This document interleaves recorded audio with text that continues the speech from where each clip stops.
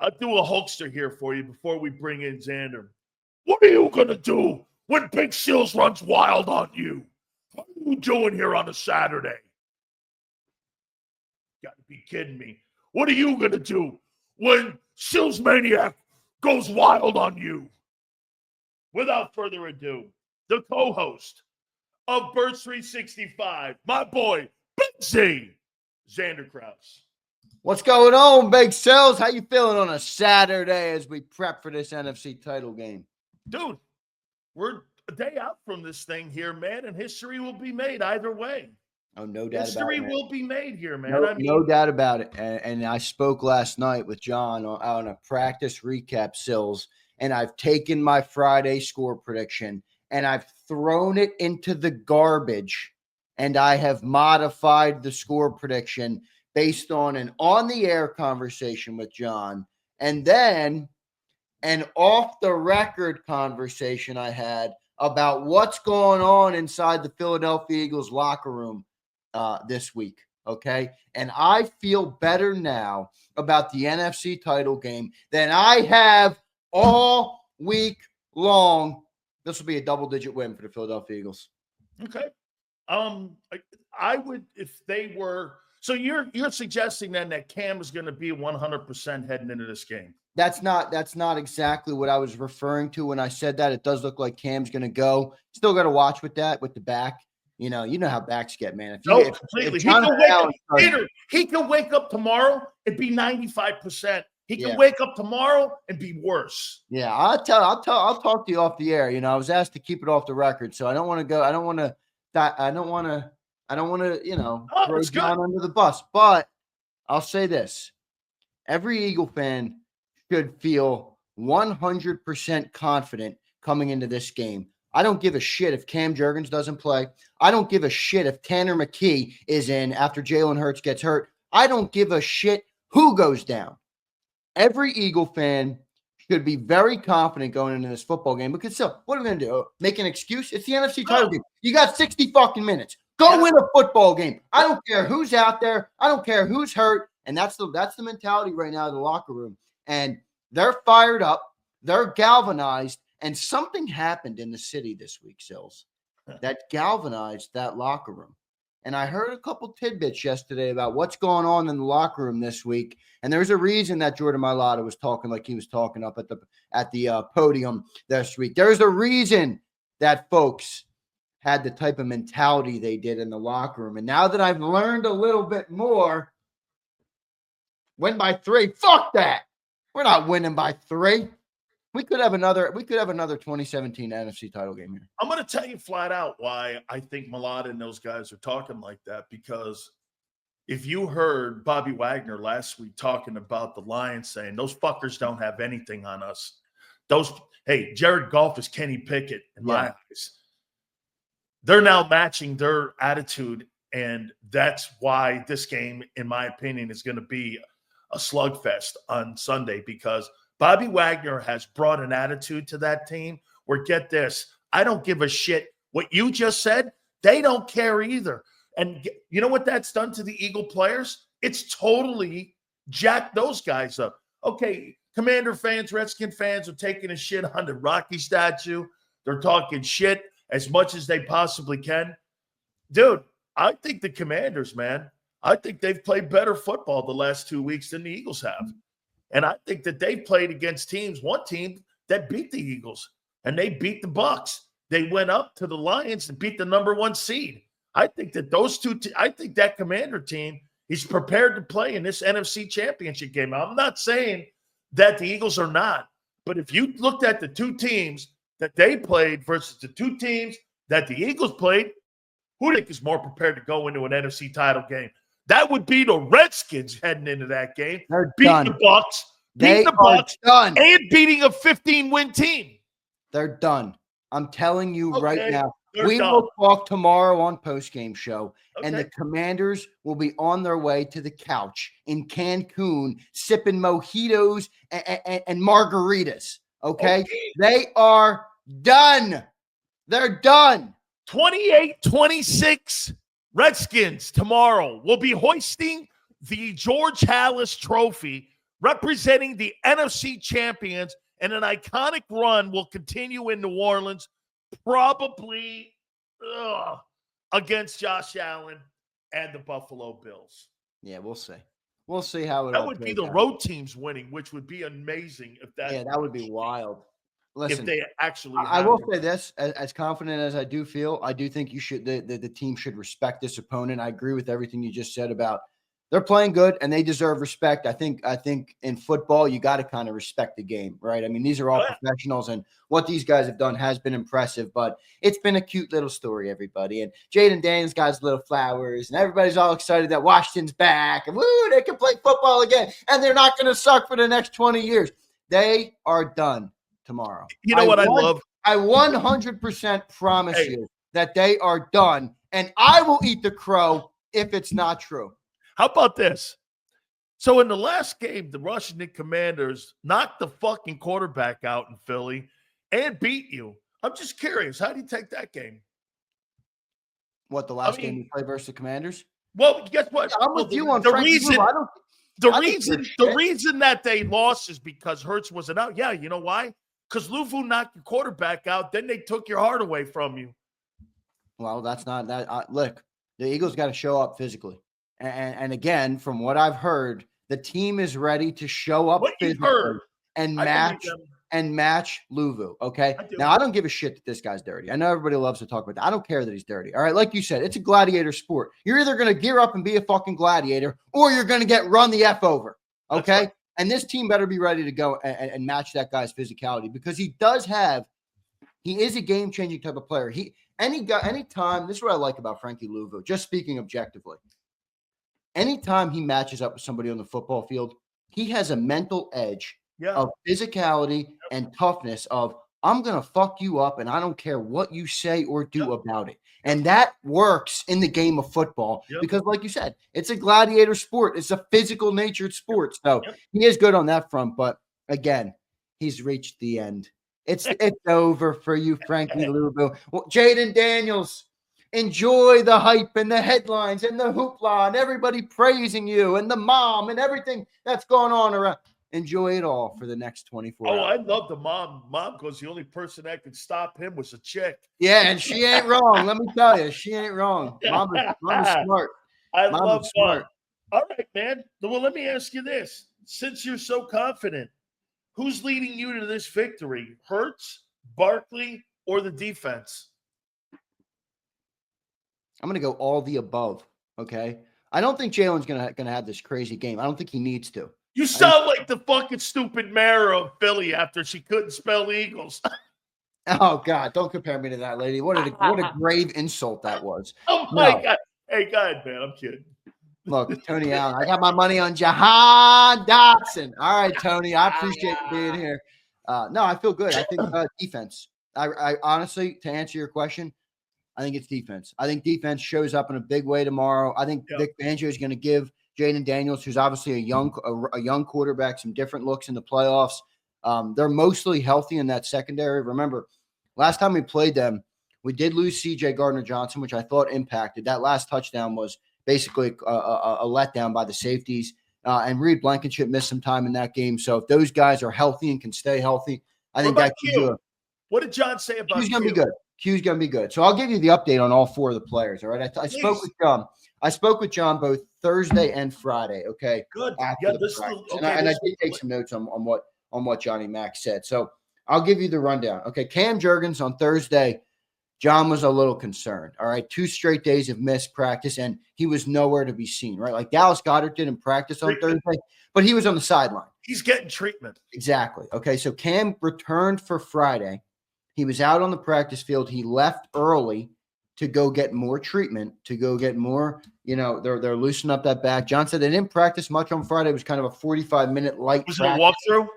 Not a walkthrough, but it was not a heavy-duty practice. So was it helmets and shells or helmets and I'm not sure what it was, to be honest. Okay. But Cam Jurgens was out there. He said he was stretching the back out extra, but he does feel better about him going. Okay, so he does think he's going to go, but still something to watch out for. Dallas Goedert is a full go. He's going to be ready. Now, again, when I say full go, That doesn't necessarily mean a player's 100%, no, right? Full go means to me at this time, the guy that's been struggling, he's probably at 85%. Yeah, and and when I say full go, I simply mean they're going to play the game. How effective they are is a different conversation. Dallas Goedert will be on the field. Okay, he will play. He's good to go. And I think his is something that he'll be able to still play closer to 100%. He tweaked his ankle, nothing structural. Like, you know how ankles can be. You can run on that. You can. Jalen Hurts is good to go. Still kind of they're John thinks they're kind of hiding it from them at practice a little bit. He's wearing these baggy sweatpants. They're not trying to do much in front of the reporters. So maybe something to watch there. Also hiding it from the Redskins. But here's the one thing I don't like about this, all right? Because, again, I'm not the kind of guy that likes to hear bullshit.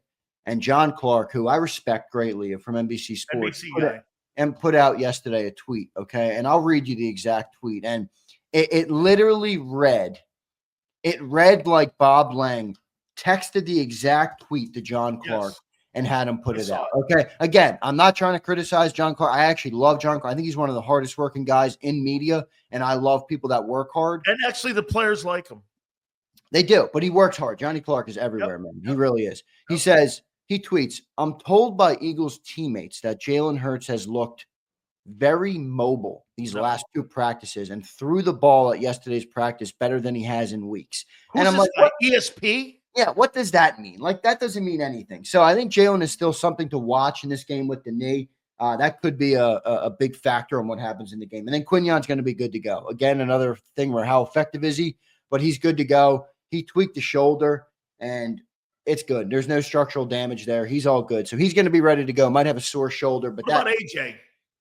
Yeah, AJ is still in the same boat. It's just a season wear down here with him. No, that's where AJ's at right now. So the knee's tweaked up.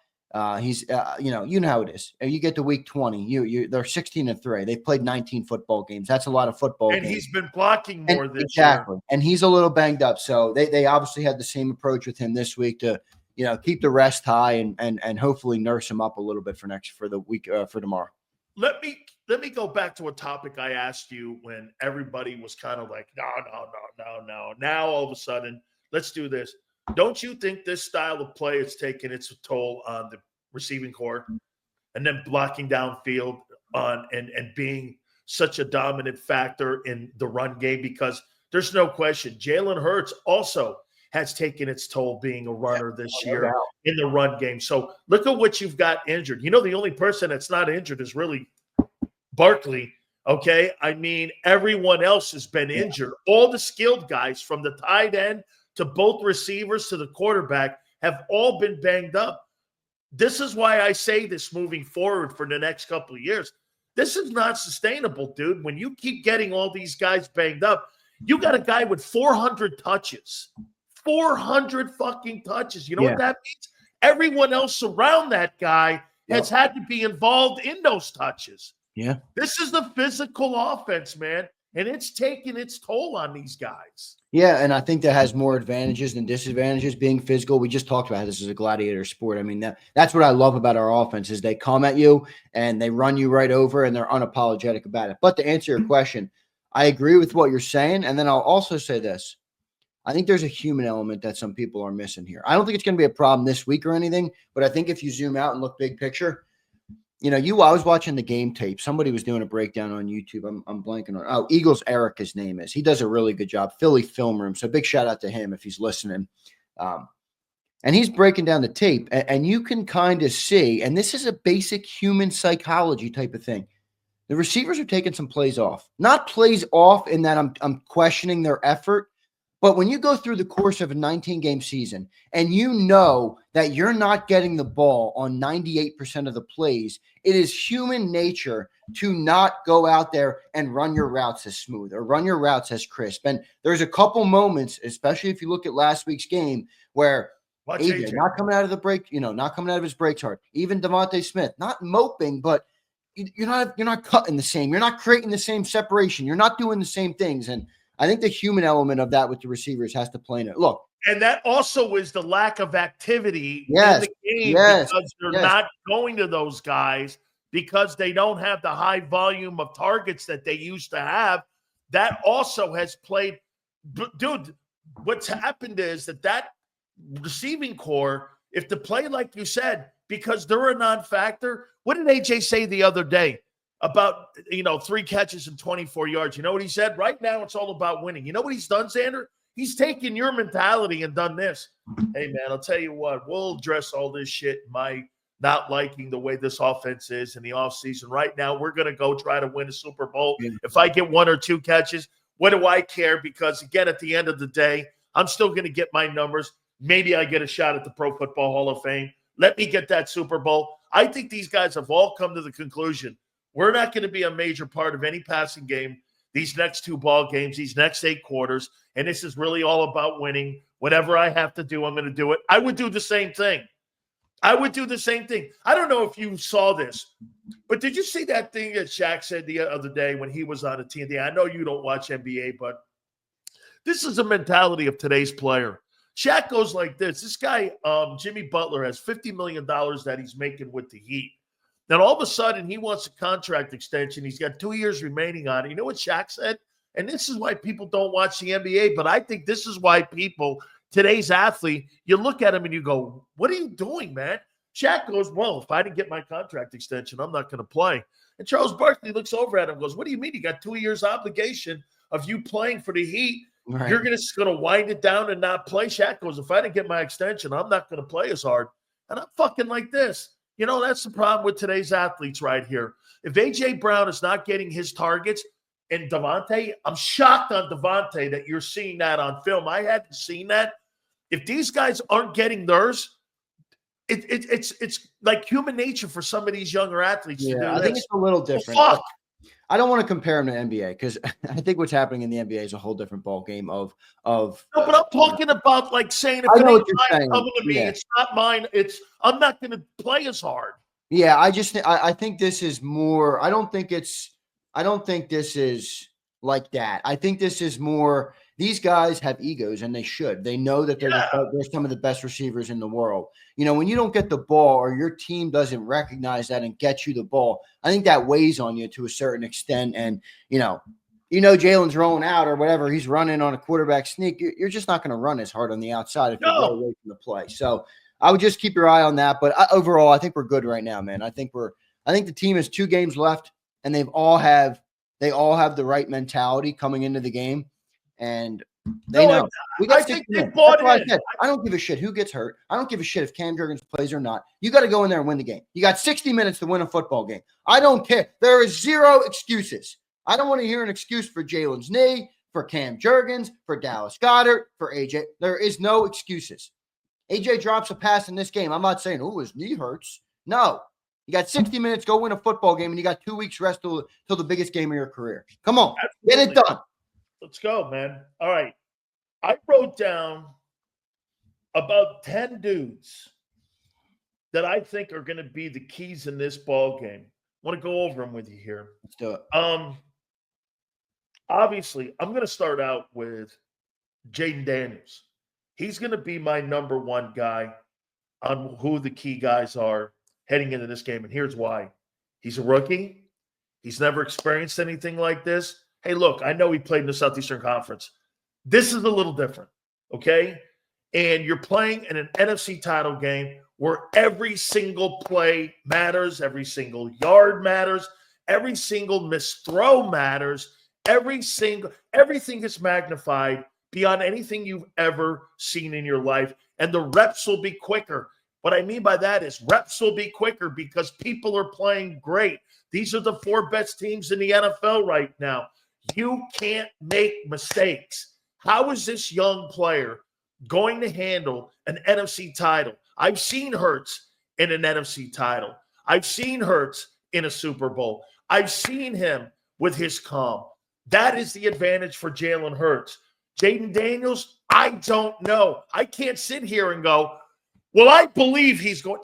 Dude, that shit there, that hocus pocus shit, I'm not into that. I want to know what I know about you right now.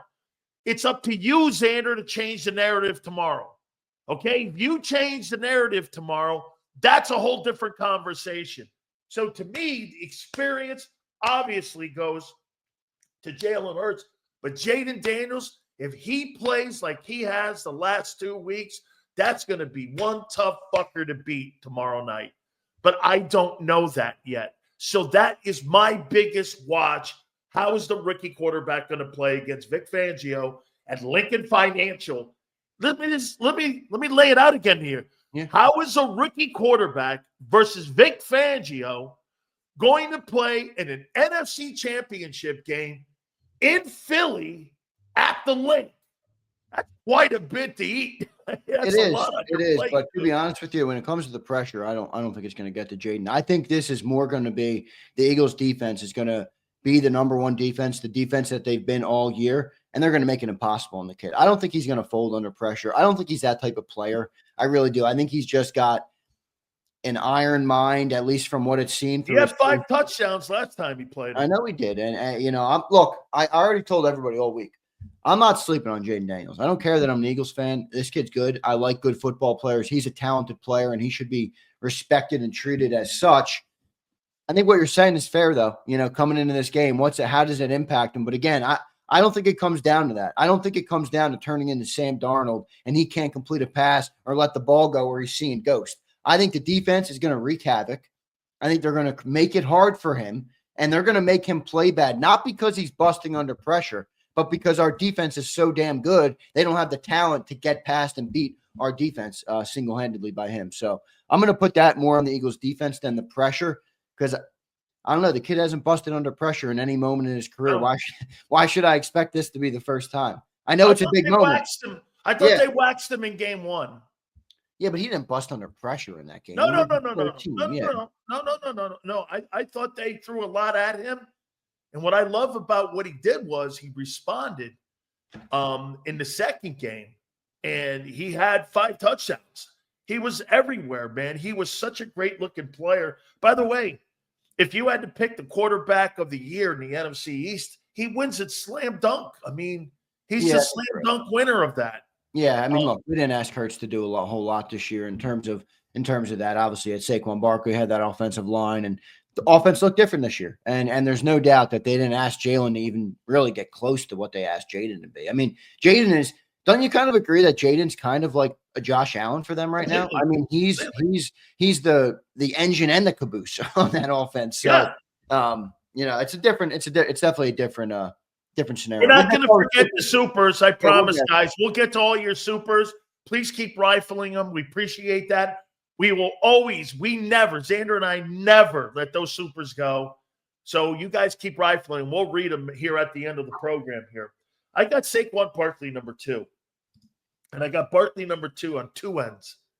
The dynamic of Jalen Hurts' ability to run the ball and Cam Jurgens, his health issue, how is that going to affect the run game and how they approach the run game? And on the other hand, how are the Redskins going to defend him? Because he's been pretty electric against them 2 times. Dan Quinn's a heck of a coordinator. He's got a great resume. But again, I don't think you could stop him. But how much are you going to contain him? That is going to be the issue here for me. There's things that now make this a little bit closer of a game. And those are the things that I mentioned in the injuries. Fully healthy, I think the Eagles, like you say, I think they win handily. 28-10, something like that. They're in that room. But because of all these nicks and bangs up and the quarterback affecting the run game so much, are they going to run him in this ball game? How does that affect Barkley? He is going to be another centerpiece to keep an eye on both sides of the football for the Redskins and also for the Eagles on what type of ball game he has. Give me the over on anything Saquon Barkley in this game. Give me the over on yards. Give me the over on touches. Give me the over on everything. I think this is potentially a 30-plus touch game for Saquon Barkley, and I'm looking at north of 150 in total yards. I think maybe even higher. I'm not even kidding. I think Saquon Barkley's going to run. Because of the injury to Hurts, he's going to have more yards too. Well, yeah, but you know, how do you view that with the injury to Hurts? You think that takes away? Obviously, Hurts is a positive in the +1 in the run game, right?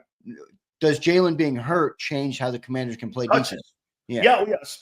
For me, you say 30 touches, 25 carries. maybe 5 or 6 catches out of the backfield, something like that. I think he's going to have high volume in this ball game because also, let's not forget something. The Commanders, they're 29th in rush defense. So you've got to attack that weakness of that defense. Now, they've gotten better at stopping the run, but you still have to attack that. So to me, and here's the thing too with Barkley that I've noticed. And tell me if you've noticed it. 10 yards, 8 yards, 6 yards, 60. You keep giving this guy, keep giving him the volume because he's kind of like Derrick Henry a little bit too. Keep giving him 5, 10, 8, 9, 32-yard run. He's one of those kind of guys that eventually the law averages, he's going to break one off. So I'm going to keep giving him the football until he does because this year, every year I've seen I wonder how many plus 20 runs he's had this year. He leads the league. I don't know what the number is. He leads the league, though. I know that. Leads the league by a wide margin. He is an explosion player, so I'm going to keep giving him high volume. I agree 100%. Look, that's kind of what Saquon Barkley's MO has been. You know, people say, oh, Zander says he's going to go for 150 plus. Well, hear me out. If I say he's got 30 carries, okay, let's give him one carry of 50 yards, which he's had in almost every. I mean, shit, which almost feels like 25. It's a given. Right. Then you got 25 or 28 carries to get another 100 yards. He's going to get that. He's going to get that. And to your point, when you keep feeding him, it's like last week, you know, versus the Rams. Offense kept stagnant, kept stuttering, kept kind of keeping the Rams in that game. They had a couple 3-and-outs. They had a couple where they couldn't move the ball, a couple punts late in the game. And then, boom, that drive they came out, they hand one to Saquon, and boom, there's Jalen Hurts with his hands in the air because Saquon's on the run to the end zone. Got to keep feeding them, and eventually the dam will break, and he will break it open for a touchdown. So keep sticking with him, and I think the game plan here is I'm doubling down more on the game plan now than ever before. Number 3, I got Jalen Hurts, and I got Jalen Hurts in here at number 3 because there's so many areas and sidebar conversations here with him. Okay, how much of the passing game are they going to throw when the Redskins are pretty good at pass defense? Now, again, that number's misleading. When you see the number and how they are in the pass defense, why are they so good at pass defense? Because everybody ran the fucking ball at them. Yeah, exactly. So nobody had to throw it at them. You know what I'm saying? But I do think 100%. The addition of Marshawn Lattimore has helped them a lot, especially since he's gotten healthier here. But his health is the key issue here, man. Does that now – Jalen Hurts took 45 sacks in 16 games, 12 in the last 2. And this was prior to him having a knee injury. So what is that going to look like heading into this game in the pocket if he can't move around in the pocket? You know, that escapability back there is going to be a problem back there for him if he holds on to the ball. I'm expecting high rhythm, which I mean quick rhythm passes, get that slant going. I mean, I don't know if they'll have a plus 35 in this ball game. He hasn't had a completion of a plus 30-yard pass in 7-8 ball games now. So I don't know how that's going to look. But, boy, I'll tell you, this is a game for Jalen Hurts to show everybody here that, hey, I want to be part of this win. I don't want to be – I want to be an impact player in the win here. I don't want to just be a part of it.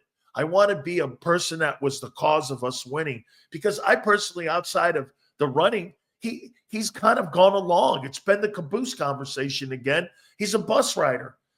Barkley has been the bus driver. Nobody knows how to take it, make a take, wrap it up into a ball, and create the most amount of possible pushback by just the way he says it. He can't just say Jalen's not the focal point of the offense. He's got to call him a fucking bus rider. He's a bus rider. That ain't the most Sileo thing you'll ever hear in your life. He's a bus rider. He ain't no bus driver. But listen, you're not wrong. Where there's 8 quarters left in the game, you're going to need to get something from your quarterback. Yeah. You know, he's got to contribute. He's got to do something. He's got to make a big play. And look, I have no doubt he'll do that. He did it last game. I mean, it was a 40-yard run, but he did it last game. He's going to do it again. He's got to find a way, though. And if he doesn't have the wheels, It's got to be in the passing game, or it's got to be something. It's got to be converting a fourth down or something. You need Hurts to make a play to keep them on the field. And I go back to the game we lost to the Commanders, and you look at that game, and I tip my cap to what Jaden Daniels did in that game a lot more than I think other fans are willing to do. He played damn good, man. 5 touchdowns against our defense. But when I rewatched the game this week, the main takeaway was after Jalen went out of that game, we couldn't stay on the field on offense. We had all those turnovers in that game. Remember, they had 5 turnovers, 2 picks from Daniels and 3 fumbles, 2 from Brian Robinson and 1 from De'Ami Brown.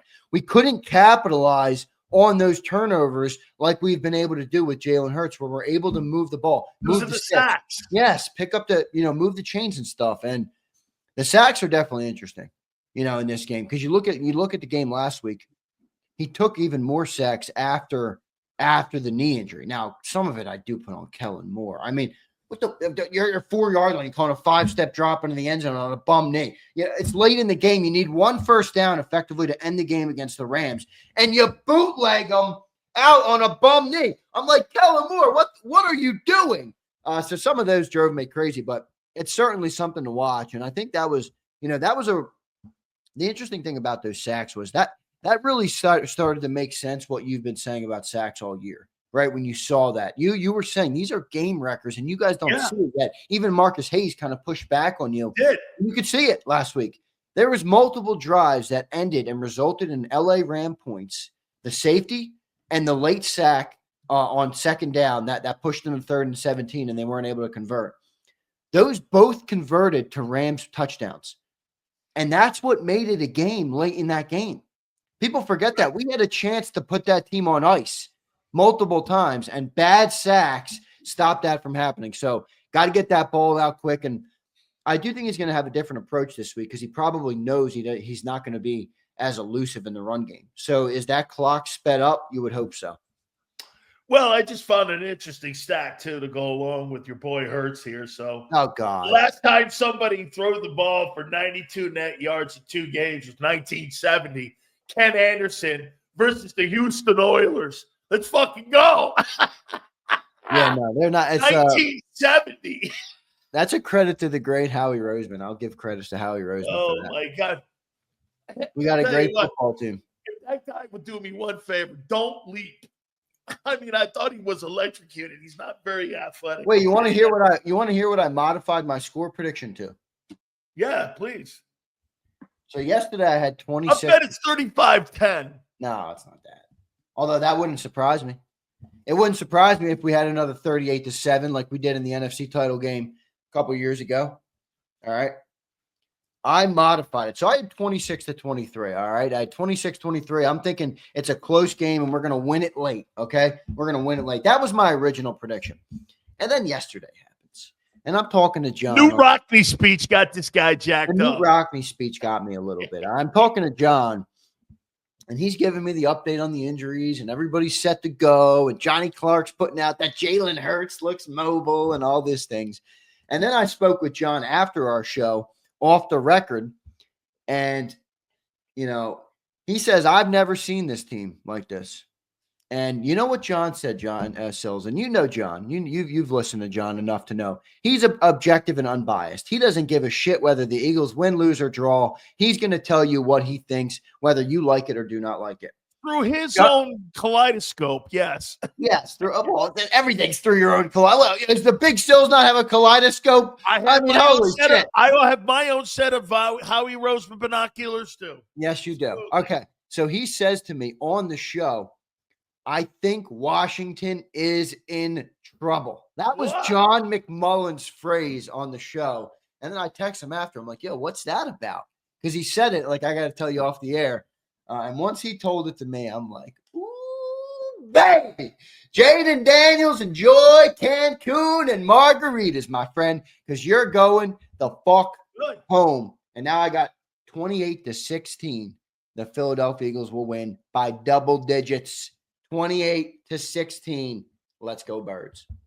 Never happened. They're too banged up. No way. You're not stopping Jaden Daniels.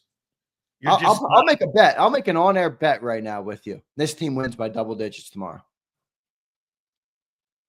Let me think about it. Okay, yeah. You get Because back to me. the whole thing. Wait a minute. You have you're at home. You have the better roster. Yep. You had the better season. Everything is in your favor. I agree. Wait a minute here.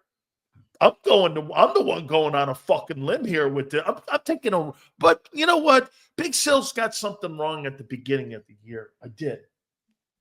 I'll put my money where my mouth is. What do you want? Wait a second. Because I said that the Commanders would win the NFC East. I was wrong because I meant they're going to win the fucking NFC. That's what I meant to say. I mean, excuse me. Right. That's what I meant to say. Hey, dude, I've never seen anything like this. I've just never seen anything where a team got better at every level. I mean, this has been a great. Did you see that Daniel Snyder fucking hates the fact that the Eagles I didn't read that. Are having a great year? He lives in London now. He's such a pariah. He lives in London now with all those lineys. So I didn't read the story. I was doing some work this morning at my desk, and right before we came on, I saw it on my Twitter feed. I'm like, oh, I got to read that story later. Well, it figures Snyder's pissed off that they're Wickersham wrote it. It is pretty wild how the success they're having in the first year without Daniel Snyder. It's pretty crazy. I mean, they're in the conference title game. Yeah, but everybody. I know it comes down to Snyder to some extent. I get it, but let's call a spade a spade. Why are the Commanders relevant this year? There's one reason. Jaden Daniels. It's Jaden Daniels. I mean, you get it right at quarterback in this league. It's the fastest way to turn around any team. All right, and they got it right at quarterback. I do like Dan Quinn. I will.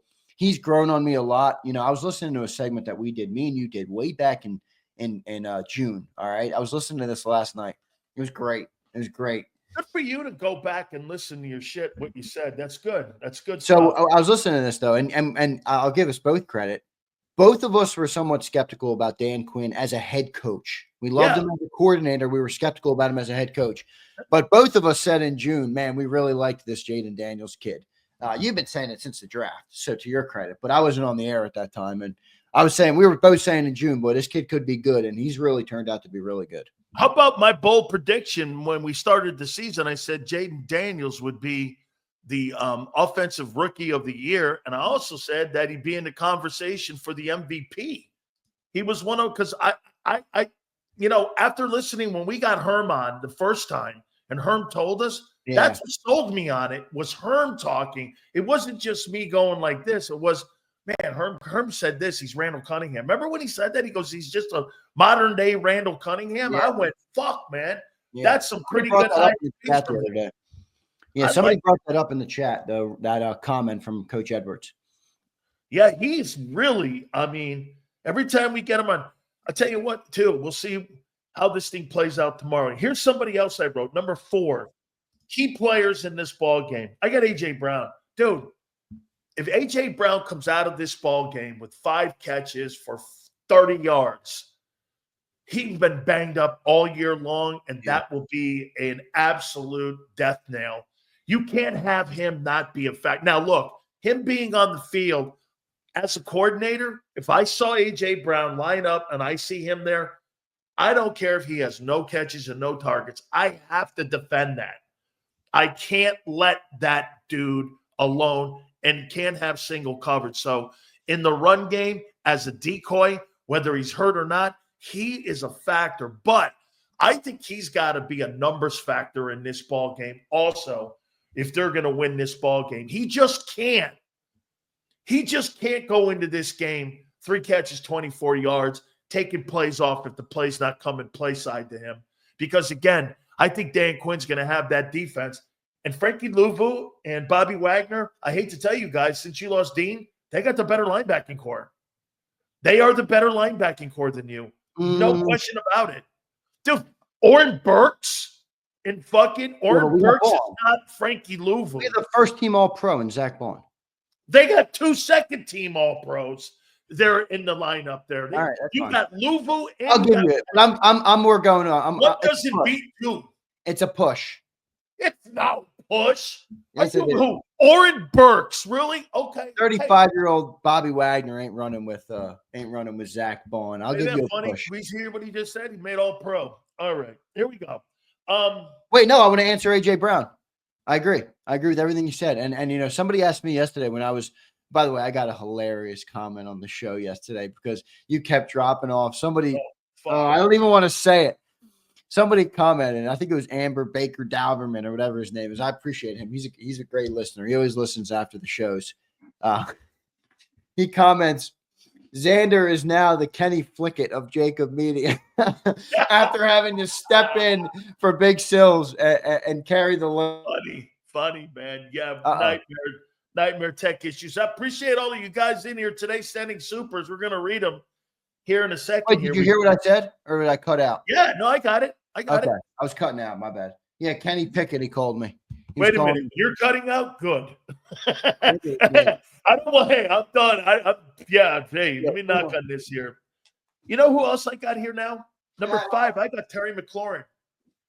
I got Terry McLaurin here, Zander, at number 5. I think Terry McLaurin's got to be a factor in this game because Q did a great job on him in that game 1. And he's been a force in the last 2 games. He's really played well, Terry McLaurin. You heard what Joe Theismann said this week about him as well. Said that this guy's one of the more elite guys that's in the NFL. Now he's got a real quarterback to play with now. He's not playing with other guys that don't really have the ability to be elite guys. This guy, Jaden Daniels, does. I think Terry McLaurin's got to be a factor if Washington's going to win. You're 100% right, and he's been really good in this postseason, hasn't he? I mean, he's been impact player, big catches, and they're finding him, and he's, by the way, he's a really good leader. I don't know if you ever catch any of the inside videos. I haven't heard him yet. Yeah, they put out some videos of him as a leader in that locker room. He's a dope player, man. Terry McLaurin. I got a lot of respect for him, and I think he will be an impact, but I kind of like our corners right now in this matchup. I really do. I think you're going to be able to give help to Quinion or Slay over the top for Terry McLaurin. And I don't think De'Ami Brown and Olamide Zaccheaus are going to run wild on Cooper DeJean and whoever the other corner is. I really don't. I think it's going to be a hard time. I think Daniels is going to have to fit the ball in some tight windows, and he might need a little bit of magic. He might need a little bit of magic like you saw it late in the game last week with Stafford to Cup, or not Cup, to Nakua over the top. So I think they're going to need some magic, man. I think our corners are in good shape in this game. I don't remember him at Ohio State. I mean, Terry McLaurin, I didn't even realize he went to Ohio State. Yeah, I remember him there. He's good. I know he's from Indianapolis, and I know he went to Cathedral High. That's one of the, kind of like St. Thomas Aquinas places where you have all these kids that go on to go play in the National Football League. It's a big-time program. It's like your St. Joe's Prep kind of deal. It's one of those programs, John Bosco, you know what I'm saying? Some of those high schools like that, Mater Dei.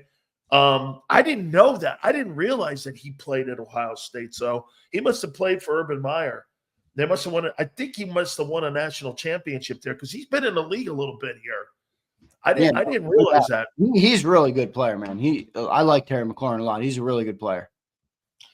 Guys, hit the like button, please, for us here. Your super chats will be read. Every one of them, I promise you guys. I got Jalen Carter at number 6. I want to know how Washington's going to block him. I want to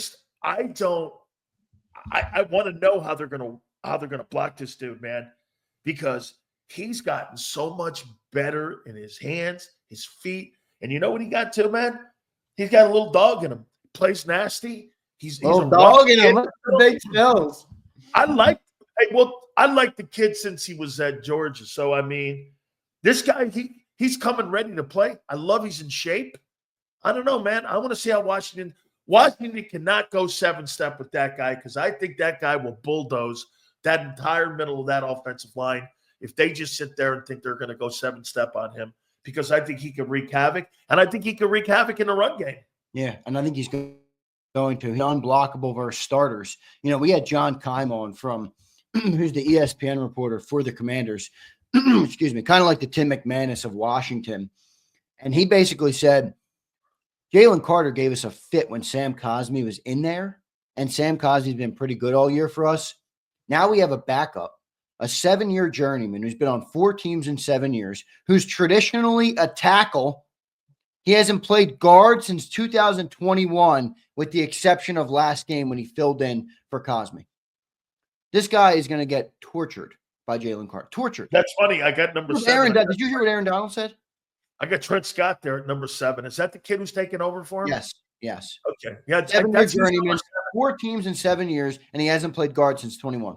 He's done. Doubt. He's actually, excuse the foul line. He's fucked, is what he is. Did you hear what Aaron Donald said about Jalen Carter? I did. I found my That's pretty high praise right there. That's pretty high praise right there. That kid is a game wrecker. Now, here's the one thing I'll say. If you're Jaden Daniels, I'm assuming that they're obviously ready for this type of a game plan. You're going to have to ask him to be ultra mobile, because if Carter's creating so much pressure on the interior, one of your only hopes at that point is you either got to get the ball out in 2 seconds, or you got to escape the pocket and make Jalen Carter chase you, because he's not going to catch you. And that's going to be one of their game plans. That's why if I'm the Eagles, is it fair to say you might not even send the pass rush fully on every play? If I can clamp the edges and make a box where Jaden can't escape, and then let Jalen Carter go to work on the interior, I think you could force. Where did Brady and all the great quarterbacks always struggle the most when pressure came? Right up the middle. In the middle. Yep, right up the middle. Worst pressure you can ever have for a quarterback is in the face. Right, but that doesn't a guy like Daniels kind of mitigate that, because he's so elusive and can skate? It kind of reminds me of Hurts, right? What you're saying, though, and how important it is on setting the edges, not making him stay in the box. Exactly. That's right. That means you really have to be disciplined when you play people like Hurts and people like Daniels, because their escapability of getting out in the perimeter, dude, those people kill you. A guy like Aaron Rodgers in his day, bro, when he was out in the perimeter and he was making that's why he would have 46 touchdowns and 3 picks. Right. He was so unguardable.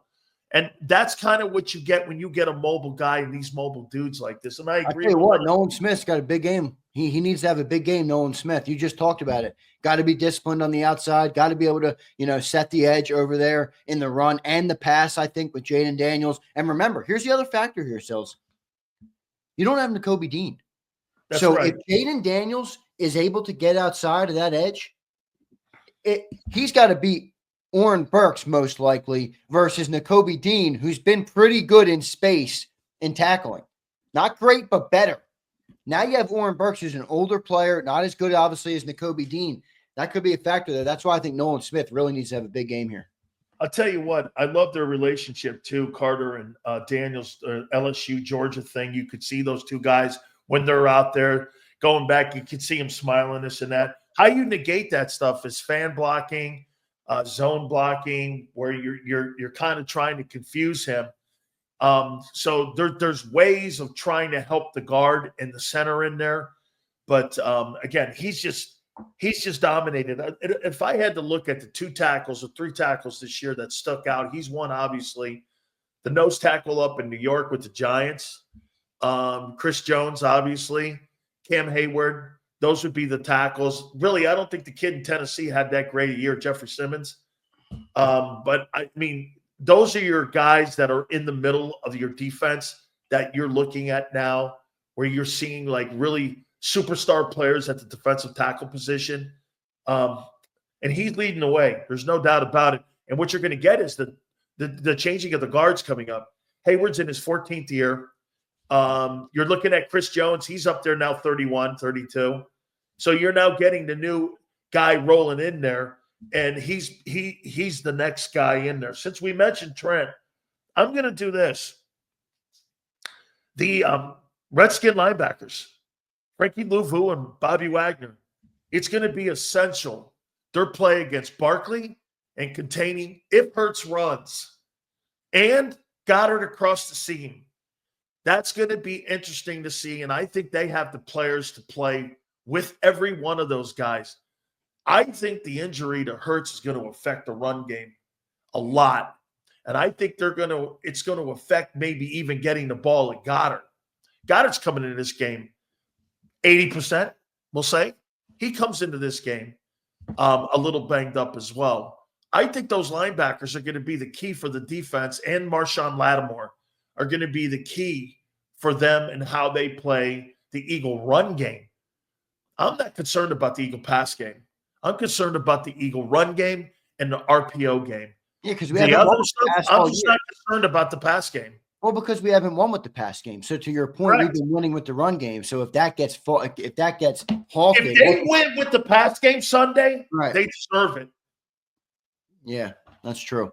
No, you're right about that. So that Jalen Hurts injury is easily the top concern. I mean, we talked about the big four players who are injured or who are banged up now coming into the game is Cam Jurgens, Dallas Goedert, Jalen Hurts, and Quinyon Mitchell. Jalen Hurts is easily number one on that list. Cam Jurgens number two. Dallas Goedert a distant number three. I'm not as worried about him with the ankle, and I'm not worried about Quinyon either. I think Quinyon's going to be fine. So you're right about the run game, man. They got it. They got to get it going. Look, I said it all week. Jalen's got to make a play in this game. He's going to be forced to make a play, and it might look different than the plays he's made all year long because of the factors coming into the game, because of the injuries, because of some of those things. He's got to make a play. Make the play, and this team should win this game pretty easily. Pretty easily. Yeah. Okay. I told you. I think it's a double-digit win. I do. I got Zach Bonnet, number 9. I mean, if he continues his play – by the way, you want to hear a number that I heard for him from Dan Morgan? 15 mil? 15 million, 15 and a half. He ain't paying I'm that. I'm signing him. They're not letting him go. He ain't paying that. I promise you they're not letting him go. They're not letting him go. So you're going to sign that guy to a $60 million contract over 3 years? They're going to get him signed. I don't know what the deal is going to look like. They're going to get it. I know it. I bet you they give him a bag up front and they lower that thing to 13.5. He's getting paid. I'm telling you right now, there's one thing I've learned about Howie Roseman, all right, from covering this team for the last 5 years and watching him from. Why haven't they given it to him now? Howie Roseman hates doing things that are clearly against the popular opinion. Not to say he won't do it sometimes, but Howie does have a complex where he loves to please the fans. And to his credit, most of them have been good moves. I'm not judging him saying he makes moves only to do that and satisfy that need. I'm saying if there's a player that is clearly really good and he's a fan favorite, he's not going to let him walk out the door. And by the way, the guy's changed the defense completely. Do you think that he learned from that TJ Edwards nightmare where he let that guy? I don't think this is TJ Edwards. This is not TJ Edwards. I think Zach Vaughn is wait a minute. better than TJ Edwards. I didn't say that. I said that you let a guy with 160 tackles walk out the building and you tried to replace him with garbage cans, and it didn't work last year because you had a revolving door of garbage cans. Dude, different scenario. You're right. I made it to the Super Bowl and he had 159 tackles that year. It wasn't horseshit that year. But are you going to try and by the way, Bond's a one-year wonder right now. Correct. You don't know what he's going to do next year. Correct. And that's going to be factored into the contract discussions. But Correct. nobody talked about TJ Edwards in 22 like we talk about Zach Vaughn this year. They were not the same level of player. I'm not comparing that. I'm saying he learned a lesson by letting a quality player walk out the building. And now you got another quality player. You're not. I agree. I don't think they're going to try to do everything they can to let that happen again. I think it's more about the player though than the lesson. Is my point. Well, like I think if you had another TJ Edwards, I think Howie would let him walk. I really do. But this player is so versatile and has been so much better in so many. TJ Edwards was a one-trick pony. He was a great tackler, physical. He was a liability in many other areas of the game. Okay, man, I have a problem giving a guy $60 million who's had one season. He's been in the league 6 years. Well, I'm not disputing that. I don't disagree with that. But again, that's going to be in the conversation for the contract, and obviously the agent knows that and how he's going to work with them. But what I'm saying to you is, Zach Vaughn's going to be back here. I don't know what it's going to look like yet. I don't know what they're going to pay him. I don't know what the deal is going to look like. I don't think you're wrong about some of the stuff you're saying. He is a one-year wonder. Even he knows that. Did you hear them ask him about, the defensive player of the year? I mean, they asked him about potentially getting defensive player of the year because he's a finalist for it. Yeah, he's read some great honor. Yeah. And he's basically like, that wasn't in like the realm of my thought process. That wasn't even in the realm of my goal setting. Not even close. You know, he laughed at the Pro Bowl incentive that they had in his contract. And by the way, I think he'll finish third. I'm gonna make you do one more thing. All right. I want you to look at this graphic, and then I want you to tell me what sticks out to you about this graphic. All right. These are the finalists for the Eagles for the awards. You got Saquon Barkley, finalist for MVP and Offensive Player of the Year. Zach Bond's a finalist for Defensive Player of the Year. Quinyon Mitchell is a finalist for Defensive Rookie of the Year. Cooper DeJean as well, Defensive Rookie of the Year finalist. And Vic Fangio, Assistant Coach of the Year finalist. What sticks out? 2 free agents, 2 rookies, and how he's signing Vic to be the coordinator. All brand new in the Eagles organization. Yep. Remember what I said to you? The 3 things I said it to Angelo. The 3 moves that I think were the most essential moves in the Eagles' success this year were Bond from the edge to the middle. They didn't know what they had there. The acquisition of Saquon Barkley and the moving of what's his name? Becton to right guard, and the draft picks that they got with those 2 kids. Yep. Those were the 4 biggest moves that changed the entire football team from a year ago. Yeah, there's no doubt about it. Would you call now, I'm just me. I don't know. I'll ask your opinion. I would call that a masterclass offseason. Those are all new people that have been brought into the Philadelphia Eagles since our collapse in 2023. All of them are finalists on the AP player, Offensive Player of the Year, MVP, Rookie of the Year, and Coach of the Year. I mean, that's pretty wild. That right there, I believe, is your story, is your difference from 23 to 2024 Eagles. Now, I know we missed on Bryce Huff. I don't give a shit, because when you have 5 moves like that pan out like they did, you can have a miss. No GM shoots 100 from the field. No. But again, you mentioned the Huff. You also have to mention the mishandling of Hassan Reddick, because you don't have a premium edge rusher. And the whole thing with Bradbury, which is wild, on why he even was still involved with the football team. In light of that, like you said, that completely washes that shit away here because of the impact that those other players. Like I said, check this out. If you're Howie Roseman and you're Jeffrey Lurie and you're the money guys that look at this stuff when you're constructing a team, you do this. Man, we fucking whiffed like a crazy man on Bryce Huff. Yeah, but we're only paying Bond $1.5 million. You're going like this. All right. Oh, okay. All right, it balances the scale. Yeah. You know what? Wait a minute here. Bradbury's getting $8 million. You're paying Q $1.5 million on a rookie contract. Oh, okay. So you're kind of, you know what I'm saying? For the time being, it leveled itself out and balanced itself out. And you got stupid production for an $8 million guy. Are you kidding me?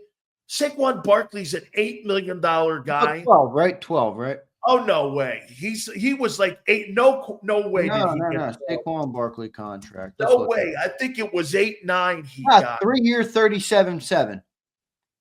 3-year, 30. So 2025 cash is $11 million.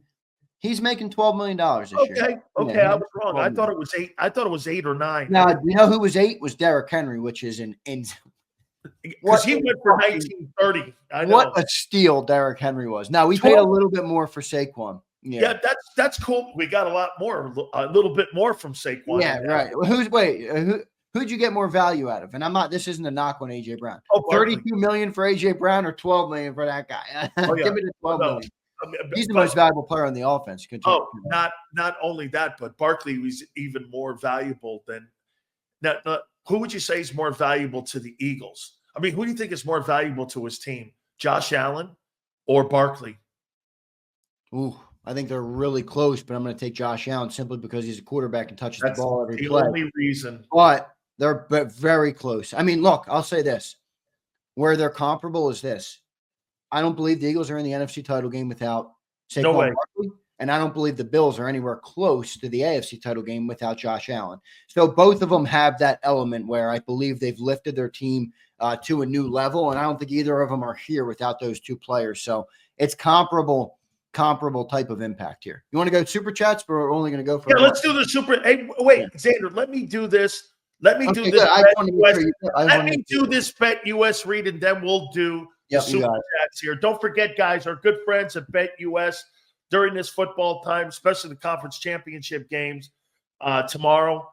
Going to be a great day for you to join our friends at Bet US. We implore you to check out the site. Make sure you head over there, and you got the YouTube 150. You see it here. Signing bonuses up to $2K. Second and third are 125%. Go to betus.com.pa. That's betus.com.pa. Fastest payouts in the business. 24/7 personalized service, 365 days of the year. Live wagering on all major games. Make sure you check out the website at betus.com.pa. That's betus.com.pa. We'll do the supers now that we have. And by the way, guys, please hit the like button. We appreciate everybody coming aboard here. We got a great crowd in here on a Saturday, and we really appreciate you guys stepping in with us here. So let's do the super, Zander. Yeah, no doubt about it. I want to thank everybody. I mean, isn't our community sales pretty incredible? Bro, I got to tell you, man, what the fucking craziest thing on the planet. Hey, Sills, I hate your Eagle takes. You suck. I kind of like you because you remind me of my boys in Philly. He goes, but hey, man, I hope everything's all good. And I'm like, that's my kind of viewer, man. I love that shit, man. I do. I can't tell you. Well, I'm happy that everybody reached out to you because. Oh, they did. I must have got over 200 people DMing me, either on my Facebook or over on my IX account. So thank you guys so much, man. No doubt about it. That's really awesome. And I just want to thank, again, everybody for being here. You guys make this job such a great thing that we do. I love it so much. And I appreciate each and every one of you guys for showing up here and showing out every single day. Let's do some supers here. Leon Banks checks in. Thoughts on Dallas's new coach, Common L? Hey, congratulations, Eagle fans. You'll dominate the NFC East more. Brian Schottenheimer couldn't be more of a Jerry Jones hire than he was yesterday. What an absolutely brutal hire this is. Dude, you should have got Pete Carroll. You should have got a grown-up in the building. But you know what he wanted? He wanted another lapdog. He wanted another Pinocchio to sit on his lap so he could use the strings. It's an absolutely horrific hire. And what I must have missed it, Zander. Was that offense good last year or something? He was the OC last year. I must have missed it. Opinion on this is great, Leon, but I'm going to show you better than my opinion, okay? Let's look at Brian Schottenheimer's career, okay? Here we go. Let's check this out for a little bit. All right, the words in red on the right side are breaking down where he was. 2001, quarterbacks coach, 28th ranked offense. San Diego for 3 years. The only 3 years of Drew Brees' career where he didn't look good. New York Jets for 5 years. Wasted some of the best NFL defenses with Mark Sanchez. St. Louis Rams offensive coordinator. 25, 21st, 21st in offense. Georgia offensive coordinator and quarterbacks coach. 85th in offense and got Mark Richt fired. Indianapolis Colts, 30th in offense in 2017. Lovely. Seahawks coordinator, 18 to 20. Didn't let Russ cook. LOL. Jacksonville Jaguars, 32nd in offense with Trevor Lawrence. Widespread dysfunction. This guy has an awful record in the NFL. He was hired because of his last name. I don't understand how Jerry. Because of his last name. I just don't like. I always say about Jerry, like, I respect him because I'm an entrepreneur myself, and I can respect like the way he's built his, his business and his brand and his team, and I respect that. I understand that we're Eagles and we hate the Cowboys, but I respect that about Jerry. What I don't understand is, Jerry, being a good football team would be better for business. Why are you penny pinching on a coach like this for a guy that has zero success? Zero. You answered it though. Jerry wants to run the team. Yeah, but the Eagles run the team with Nick. No. Nick is actually a little, compared to the Cowboy coaches, Nick is Don Shula. Okay? I mean, the Cowboy coaches, dude, you know who they remind me of? They remind me of like a floor manager like at a McDonald's. No disrespect to anybody at McDonald's because that's a tough job. And by the way, those guys make $130,000 a year. In case you're keeping score on that when you're one of those guys. So I'm just saying you're like you run a restaurant there, but you're constantly replaceable. and you answer to like the owner who owns the franchises all over the area. This guy here has no pull, no say, no whatever. He is a follower. Mike McCarthy, you know why Mike McCarthy's getting job interviews? Because everyone knows that Mike McCarthy had to use Jerry's talent, had to use Jerry's offensive system, had to use Jerry's mindset on how they're going to approach a game. Do you not agree, Zander, that since the Emmitt Smith days, they're still using the same formula that they think it takes to win a game? A quarterback, running back, and a wide receiver, and they're going to try to duplicate that. Well, dude, you had a one of. You had Emmitt. You had Troy. You had Irvin. You're never going to duplicate. And you had Jimmy. You're never going to duplicate that. The ghost of Jimmy Johnson haunts him. And dude, I said it. And I'm not going to go knee deep. It's a Saturday. So in case people are going to church today, so I'm going to be kind of nice today. Unless that guy's not in the building or he sells the team, they're never going to win another Super Bowl. No, they're not. They're not going to come close. They're brutal. It's over.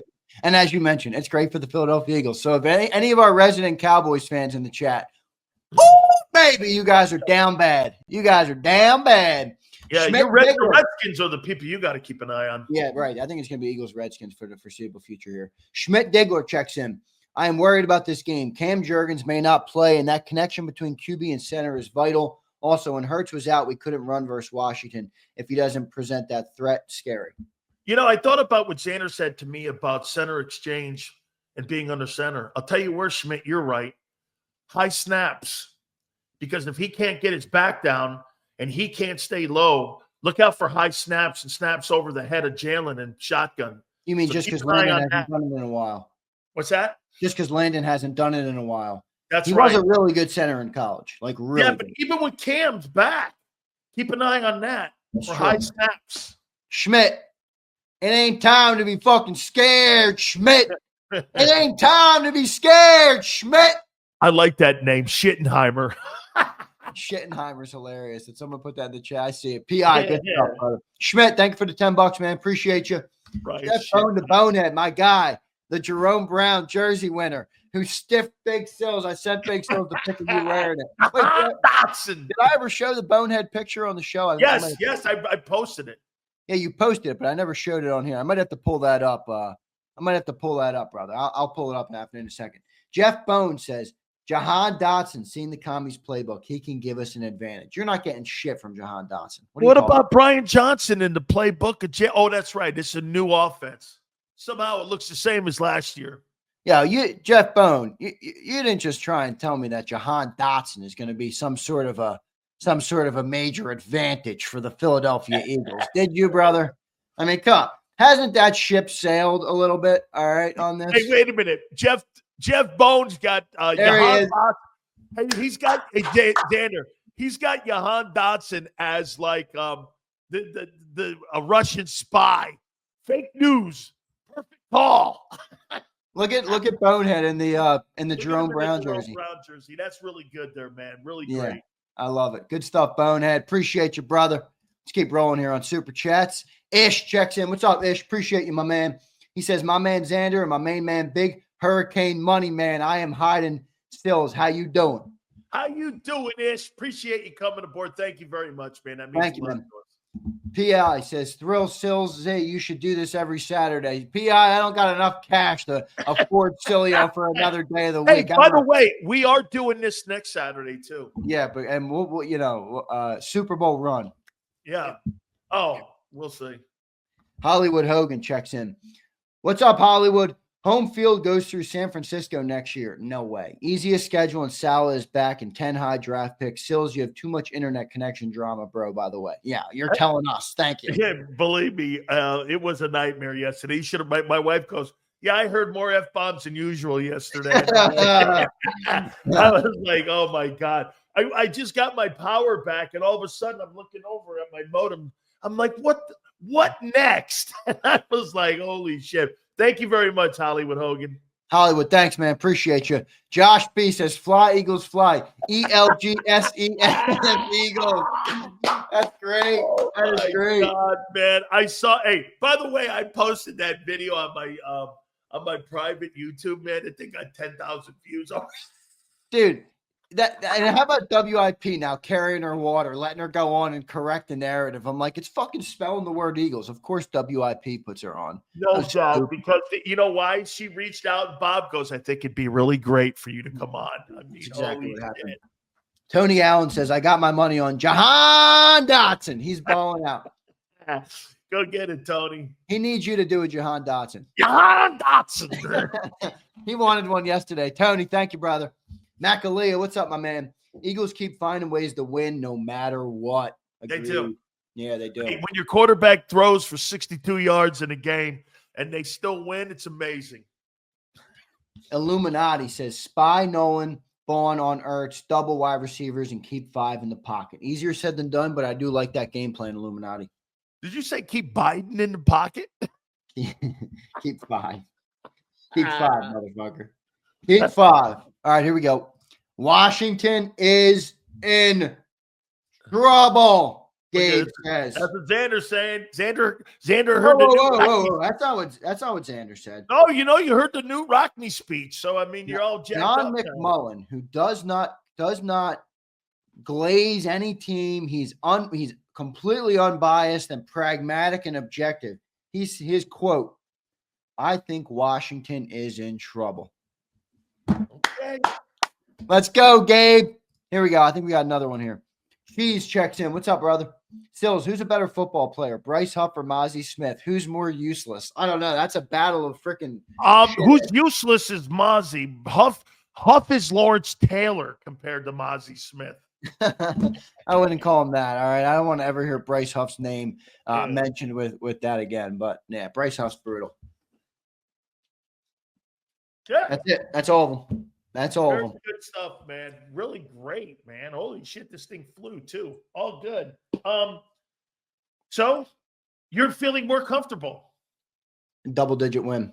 Bird's going to clap this team. Defense going to be lights out tomorrow. Jalen Hurts has to be good. All right. That's the one thing I'm watching coming into this game is how's that knee look? If the knee doesn't look good, your game plan's a lot different. But I feel really good about the game. I feel really good about the team. I'm telling every fan listening right now, you should feel confident. I don't give a shit who's out. I don't give a shit if we got to play Kenny Stinkit. Okay? I don't care. We win this game. We got 60 minutes to go to the Super Bowl. Win the damn game. Jaden Daniels, 250 yards passing, 65 rushing. Jalen Hurts, 135 passing, 45 rushing. How you doing? And a loss. And a fucking loss. Down like the rest of the quarterbacks with big stats. And then, Al, we got one more super in here, dog. Let's do it. Where's it at? Park, what's up, Park? Jalen, 75 yards passing, Super Bowl winner. That's a big Sills comment right there. Hey, Park, that's like a Bob Greasy from 74 kind of thing. Zander, this was great, man. Yeah, man. Good job. By the way, let me just say this one thing before we go. Everybody, please hit that like button for us, all right? Big Sills, he loves you guys, and I'm going to thank him on the air live right now for doing this today because, to everybody else, it just looks like internet issues. But it really does. You can tell that Sills wants to be live and wants to be here for the people and for the show. And this was Sills saying, I want to do this. I want to do this on Saturday to make up for the missed time. So drop a like for Big Sills and hit him with a thank you because they're dealing with a lot of shit out there in California. Obviously, he wants to put his family first, protect everything that's going on in his area. And we thank Big Sills from Jacob. And I think on behalf of all of Jacob Nation, we can thank Big Sills as well. Absolutely. And guys, I promise you this, as soon as I can, I'm moving to the East Coast. You're going to see me more I would make this proclamation to you. Probably in the next 7-8 months, you'll see me more up in the Philly area too, because I'm moving back east. I'm getting the fuck out of this thing. I love it. And wait, let's put some pressure on Big Sills. All right, I just thanked him. Now let me put some pressure on him. He doesn't have an excuse. We have a place in Naples that we've already said. Oh, man offered it to me. You are welcome to move in there tomorrow. I don't need to go through an approval, a lease sign. No, Sills, you can go there and find another place to live. They've already offered stay there as long as you want. Big Sills needs to get the fuck out of California. All right? Put the pressure on him, everybody. Absolutely. Let's get this last super here, Zander. Did you guys see the Brian I Dawkins did. hype video? I can't wait did. for the game. Yeah, man. You got to look at that thing. It's pretty good. Yeah, Dude, Brian Dawkins, man. That dude's a heater, man. I'd love to have that guy on my team. All right, Zander, let's get the likes in here, and I'll tell you guys, we'll see you tomorrow for the pre. Also, Zander will have you for the halftime and the post NFC Championship game tomorrow. I know everyone's feeling it. I can't wait. Zander, great stuff, brother. Great show, man. Thank you for doing it again, Big Sills. Thanks, everybody in Jacob Nation. Look at them showing up on a Saturday, man. Almost 500 people on YouTube and 750 total watching right now. That is major love. Thank you all, man. I love you all. You guys are the freaking best in the world. We'll see you tomorrow, guys. See you next time, everybody.